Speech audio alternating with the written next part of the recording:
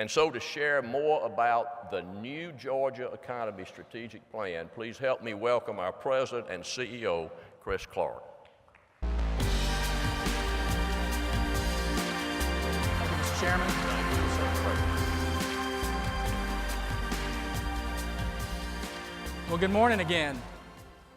This is a chamber event. Let's try it one more time. Good morning again. There we go. That's the Georgia Chamber that we know and love. Before I get started, let me thank Kessel for an incredible leadership year this year.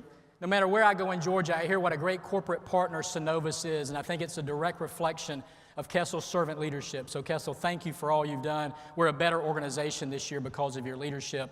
And you have left us in great hands with Sonny Daraso.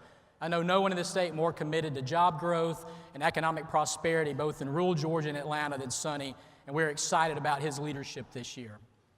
Now, both our chairmen talked about some of the great successes we've had over the last year. And I'll tell you, I think it's because of three critical factors. One are our members that are here today, our membership and your engagement and support, the partnership that we have with our local chambers. You are truly where the rubber meets the road, and we value you every day.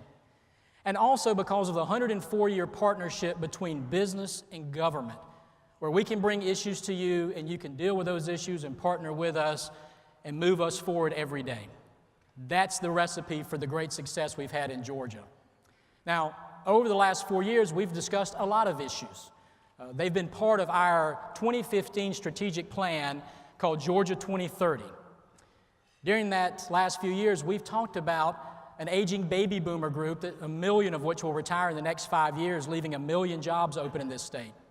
We've talked about the rise of the millennial workforce to 75% of our total workforce in Georgia in just the next few years.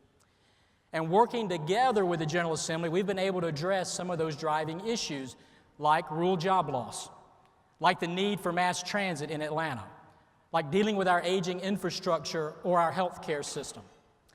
It's when we work together that we have the success and we become the best place to do business year after year after year. But just as the face of Georgia is changing rapidly around us every day, so too is the business community. What's happening around the world right now is absolutely remarkable from a pace of change. Think about in our lifetimes, human knowledge will double not once every 100 years or once every 25 years, but twice a day. Think about the stress that will put on small businesses, on large companies. Think about the stress it puts on teachers and educators, and even people trying to keep up with the skill sets for a world that looked very different than it did the day before. Now, there are economic revolutions happening all over the world that on their own create great opportunities for this state. But the fact is, there is a unique economic convergence that's happening in Georgia as we speak today. There's new words you're going to have to learn. You're going to have to learn about the sharing economy.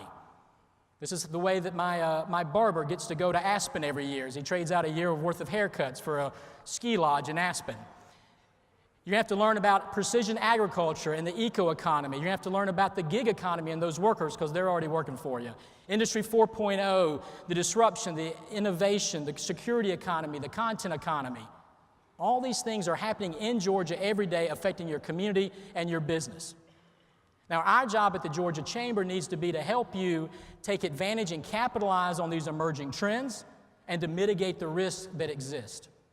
Now, we propose this morning, I'm happy to roll out to you, a new strategic plan aimed at doing just that. It's aptly called the New Georgia Economy.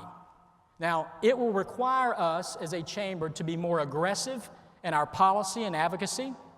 It will require us to fully embrace capitalism and free enterprise at a time when socialism creeps into the discussion way, way too often.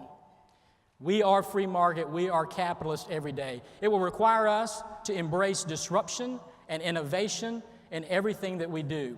And if we do it right, if we get the right policies in place, well, we believe we can have a rural renaissance. We believe that there are opportunities for emerging city centers. And if our citizens have the right skills, they can move from a life of poverty into a promising future. But that will require us to have different conversations about policy. Policy ideas we've never talked about before. Things like portable benefits for the gig employees. We're going to have to talk about creative connectivity, so no matter where you live or were born in Georgia, you can connect to the rest of the world. Healthcare delivery will change. And we will need to develop new systems of education to provide for lifelong learning. Now, we will also require businesses to have a new sense of corporate citizenship, to engage in a very different way.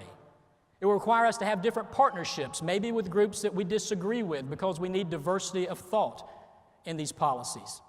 And we need to look for new partners, like maybe it's really, at the end of the day, the faith community that can drive and help us eradicate our opioid problem. And it will require a sense of bipartisanship.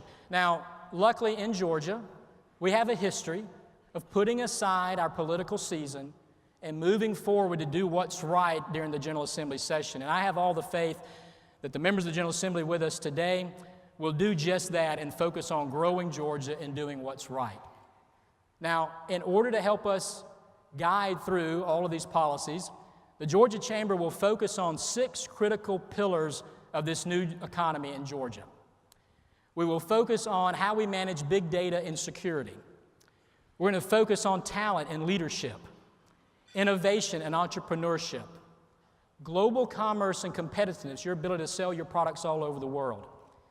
We need more corporate and university-led research and development, and we need to make sure that we have the physical infrastructure and assets, not just roads and bridges and ports, but also broadband and 5G to lead this new revolution. Now, that's a lot to do.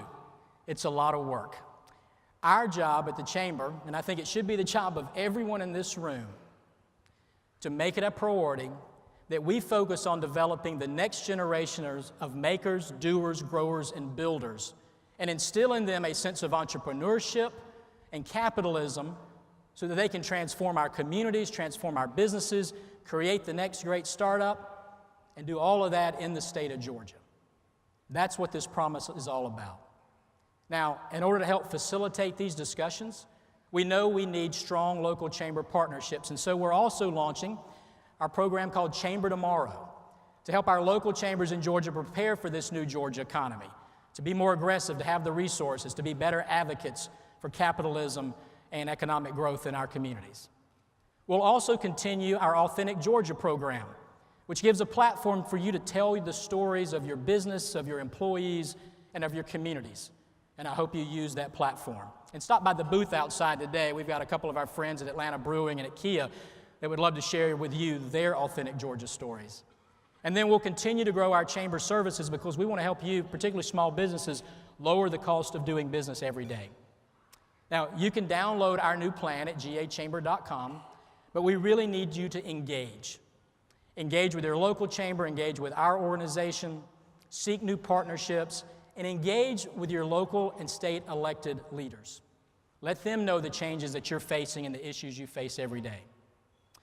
But the most critical partnership in this new Georgia economy comes with how well we work and how much we support the 3 men that will come on stage over the next few minutes to share their vision.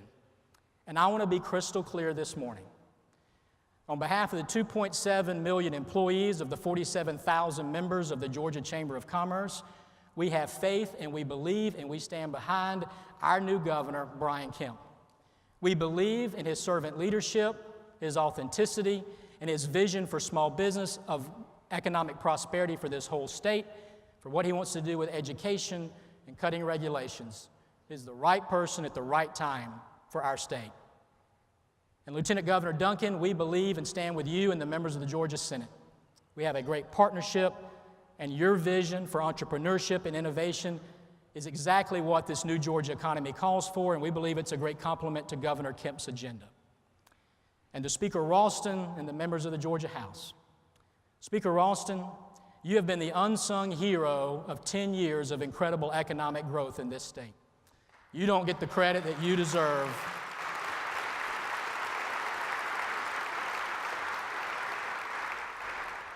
And we look forward to standing with you to continue to tackle these problems and continue to lean on your incredible leadership.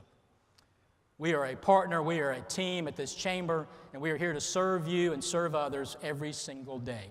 We appreciate what you do and the jobs you create, and I hope that you engage in this exciting new Georgia economy. Now, to hear from those 3 men, we're going to move forward with the program today. And introducing our first speaker is a great partner at the local level, Brian Marlowe, who is President and CEO of the Tifton-Tift County Chamber and Development Authority, a great personal friend, and the host of our Center for Rural Prosperity in Tifton. Please join me in welcoming to the stage my friend, Brian Marlowe.